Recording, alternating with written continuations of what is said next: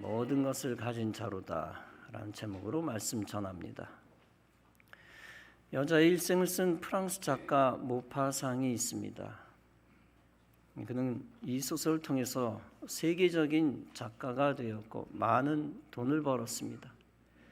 그러나 그 마음의 공허함을 메울 수 없었습니다. 그는 신학교 다니다가 중퇴했습니다. 하나님을 의지하지 않고 자신의 재능을 의지했습니다. 그는 나가서 열심히 노력해서 분명히 세계적인 문학가가 되었습니다.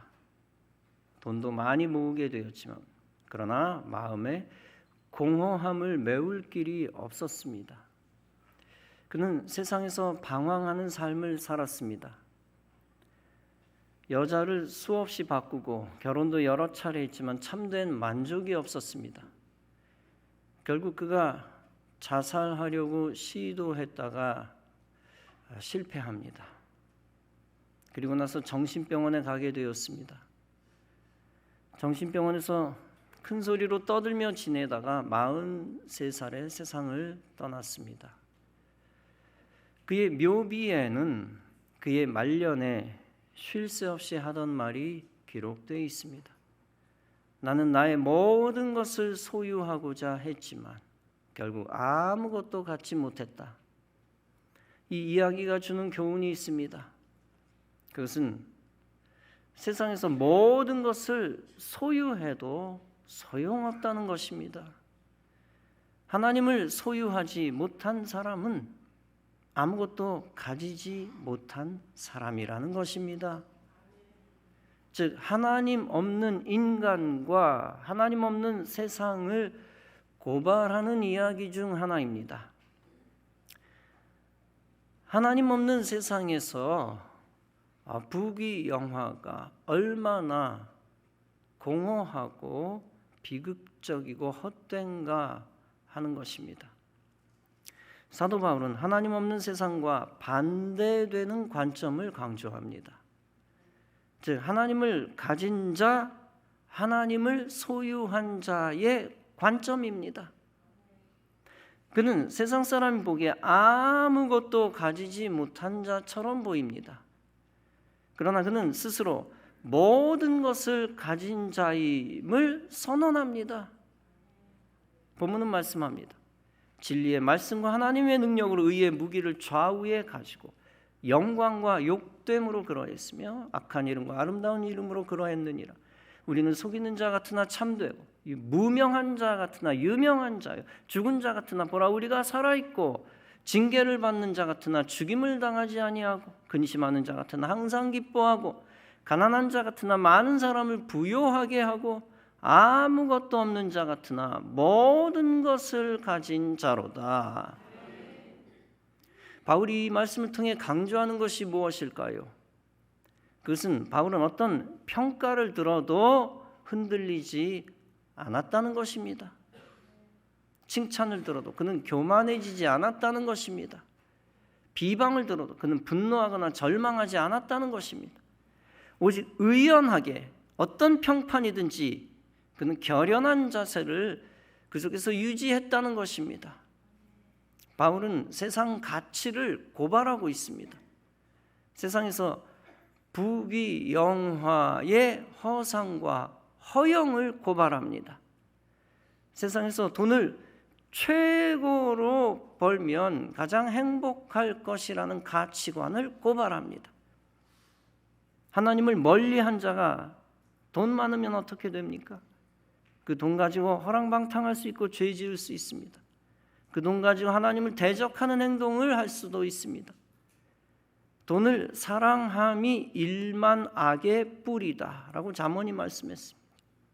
이것은 사모하는 자들이 미혹을 받아 믿음에서 떠나 많은 근심으로써 자기를 찔렀도다 라고 말씀합니다. 성경은 돈 자체가 문제다라고 말씀하시지 않았습니다. 단지 돈을 사랑함이 문제다라고 말씀했습니다. 돈을 사랑한다는 것은 영적 차원에서 하나님보다 돈을 더 사랑한다는 얘기입니다. 하나님보다 돈을 더 사랑하면 자연스럽게 돈 때문에 하나님을 떠나게 됩니다. 그리고 하나님 가치를 버리고 세상 가치를 추구하게 됩니다. 누가복음 10장에서 예수님은 강력하게 말씀하십니다. 부자가 천국 가는 것이 낙타가 바늘 귀에 들어가는 것보다 어려우니라. 여기서 부자는 단순히 돈 많은 자를 의미하는 게 아닙니다. 여기서 부자는 재물의 소유권을 하나님께 드리지 않는 재력가를 말합니다. 그는 하나님의 다스림을 받지 않아 영적으로 위험한 자입니다. 그는 마귀의 다스림을 받아 마귀를 위해 돈을 쓸 수 있는 자입니다. 그런 자에게 가진 재물이 크면 클수록 오히려 하나님과 멀어집니다. 조금 가지고 있으면 그에게 있어서 적으면 하나님과 조금 멀어지고 재물이 많아지면 하나님과 많이 멀어집니다. 가룟 유다는 예수님의 제자였습니다. 그러나 그는 돈을 사랑하는 자였습니다. 그러다 급기야 예수님을 은 30에 팔아버립니다. 은 30이 대단한 돈도 아닐 겁니다. 그러나 이미 예수님에게서 마음이 떠나 사소한 돈에 눈이 멀어버린 겁니다. 마태복음 6장에서 예수님은 말씀합니다. 한 사람이 두 주인을 섬기지 못할지니 혹 이를 미워하며 저를 사랑하거나 혹 이를 중히 여기며 저를 경히 여김이라. 너희가 하나님과 재물을 겸하여 섬기지 못하느니라. 그러므로 성도는 재물의 소유권을 주인 되신 하나님께 드려야 합니다. 예수님의 비유 중에 돌아온 둘째 아들 비유 이야기가 있습니다. 그 둘째 아들은 집 나가 모든 재산을 탕진한 탕자입니다. 의기양양하게 재산을 잔뜩 들고 세상으로 나갑니다. 그가 집을 나갔을 때 그는 모든 것을 가진 자처럼 보였습니다. 앞으로 받게 될 유산을 미리 받아 집을 나갔기 때문입니다. 비유 속에서 아버지는 하나님을 의미합니다. 집 나간 아들은 하나님을 떠난 자를 의미합니다. 아무리 많은 재산을 가졌어도 둘째 아들은 하나님 없는 자였습니다.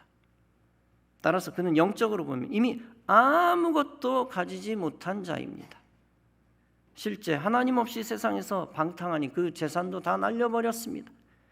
육신도 죽게 되었으니 돼지치는 자의 쥐염 열매까지 먹고자 했습니다. 그러나 그가 회개하고 아버지 집으로 돌아오기로 했습니다. 사람들 보기에 돌아온 탕자는 아무것도 없는 자처럼 보였습니다. 나갈 때는 잔뜩 돈을 가지고 나갔지만 돌아올 때는 빈털터리로 돌아왔습니다. 그러나 영적으로 보면 이미 그는 모든 것을 가진 자가 되었습니다. 왜냐하면 그는 아버지, 즉 하나님을 다시 소유한 자가 되었기 때문입니다. 거지가 되어 돌아온 탕자는 각오했습니다. 아버지로부터 징계 먹고 아들의 권한을 빼앗겨도 좋다. 그저 품꾼으로만 사용돼도 만족하겠다라고 바짝 낮아졌습니다. 그런데 아버지는 아들을 복권시켜 주었습니다. 사실은 이미 아버지는 아들이 돌아오기만을 기다렸습니다. 소를 잡아 잔치를 베풀어 주었습니다. 가락지와 신발과 옷을 선물로 주었습니다. 사람들은 소, 가락지, 신발, 옷만 그의 소유인 줄 착각할 수 있습니다. 그러나 사실 아들은 모든 것을 가진 자가 되었습니다. 아버지를 다시 얻었으니 없는 자 같으나 모든 것을 가진 자입니다. 아버지의 상속권을 다시 얻었으니 모든 것을 가진 자입니다. 여러분, 우리도 마찬가지입니다. 이 세상에서 우리가 환난을 당할 수도 있고 재산을 송두리째 빼앗길 수도 있습니다. 세상에서 직업을 잃을 수도 있고 가진 사람을 놓칠 수도 있습니다. 그러나 우리는 하나님 아버지를 소유한 자입니다. 따라서 우리는 영적으로 보면 모든 것을 가진 자입니다. 하나님은 하나님을 가진 자, 하나님을 모신 자를 책임지십니다. 영생뿐 아니라 이 땅에서 물질과 사람도 책임지십니다. 왜냐하면 하나님은 만물의 창조주이시기 때문입니다. 로마서 11장은 말씀합니다. 만물이 주에게서 나오고 주로 말미암아 주에게로 돌아갑니다. 요한복음 1장은 말씀합니다. 만물이 그로 말미암아 지은 바 되었으니 지은 것이 하나도 그가 없이는 된 것이 없느니라. 시편 24편은 말씀합니다. 땅과 거기에 충만한 것과 세계와 그 가운데 사는 자들은 다 여호와의 것이로다. 사도 바울은 겉보기에 아무것도 갖지 못한 자였습니다. 재산도 없었고 가족도 없었고 특별한 거주지도 없었습니다. 직업이라 한다면 천막을 만드는 장인입니다. 남들이 보기에 처량한 신세일 수 있습니다. 심지어 그는 툭하면 잡혀 매맞고 감옥에 갇혔습니다. 그러나 그는 천국을 소유한 자로서 하늘나라 가치를 붙들었습니다. 부활의 예수님을 만난 자로서 부활 생명을 붙들었습니다. 더 나아가 하나님이 주신 사명이 가장 귀한 줄 알고 붙들었습니다. 그 하늘 사명이 너무 귀하니 이 세상에 다른 것들이 불필요했습니다. 그는 하나님을 가장 가까이 모신 자처럼 살았습니다. 그는 하나님으로부터 모든 것을 받은 자답게 살았습니다. 그리고 그는 모든 것을 소유한 자답게 기뻐하며 살았습니다. 따라서 그는 감옥 안에서 감옥 밖에 있는 사람을 향하여 외칩니다. 주 안에서 기뻐하라. 내가 다시 말하노니 기뻐하라.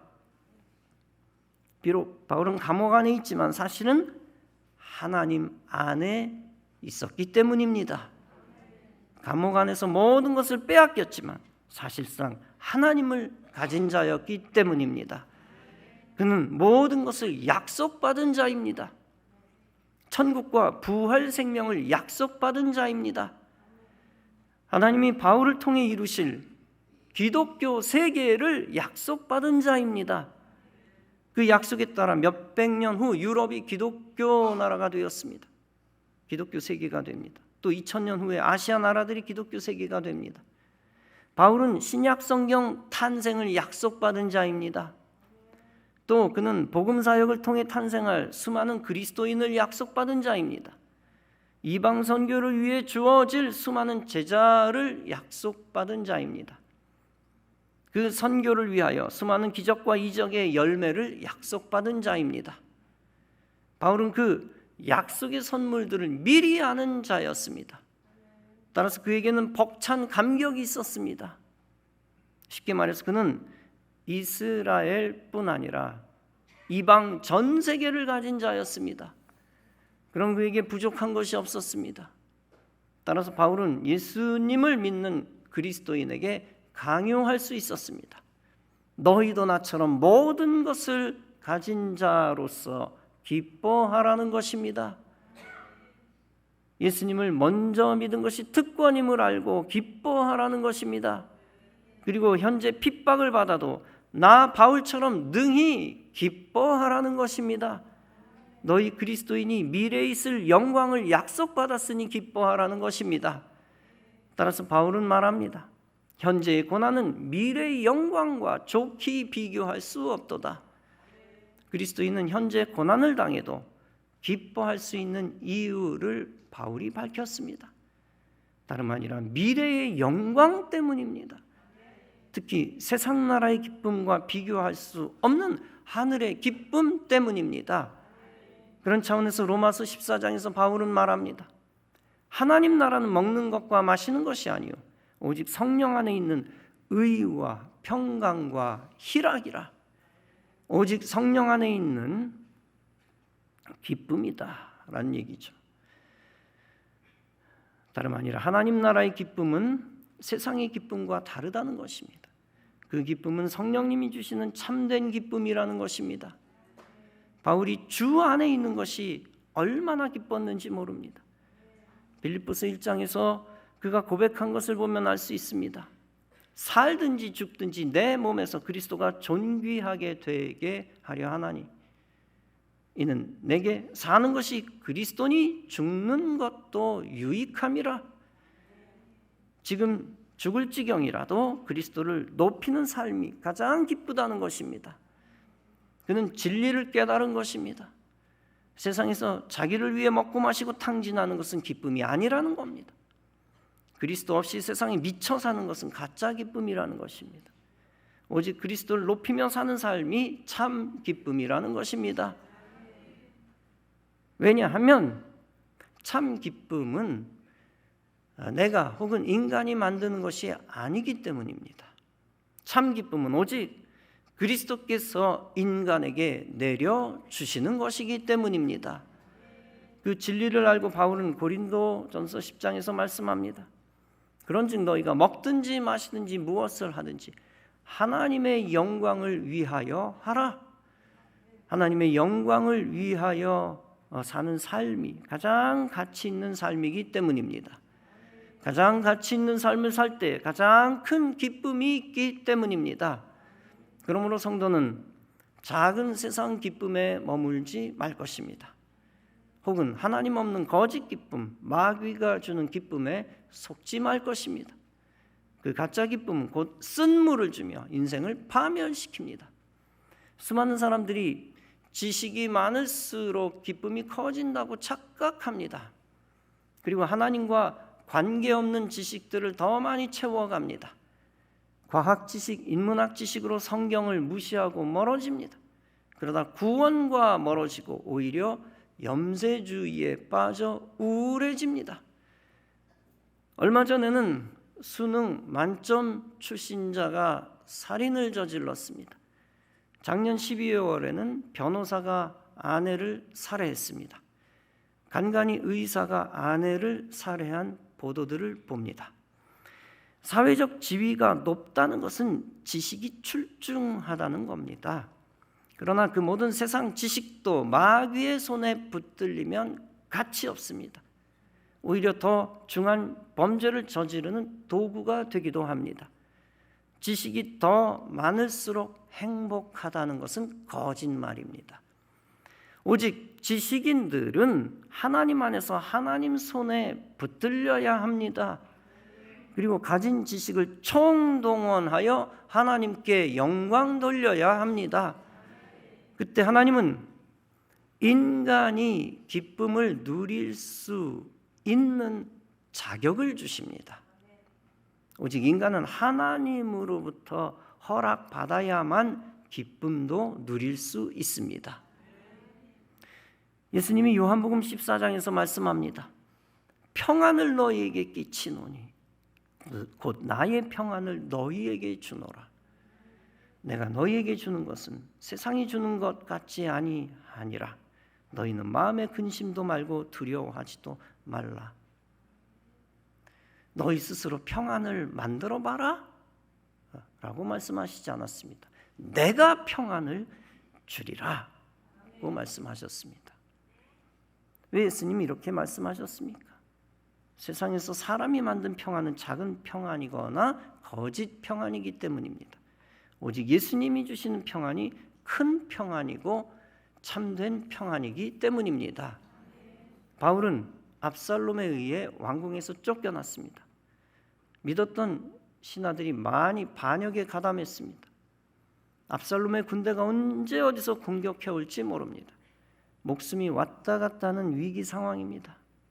그의 심정은 참담했고 기뻐할 수 있는 시간이 단 5초, 10초도 없었습니다. 그러나 그는 그의 마음속에 부으시는 하나님의 신령한 기쁨을 누렸습니다. 그는 시편 4편에서 고백합니다. 주께서 내 마음에 두신 기쁨은 그들의 곡식과 새 포도주가 풍성할 때보다 더하니라.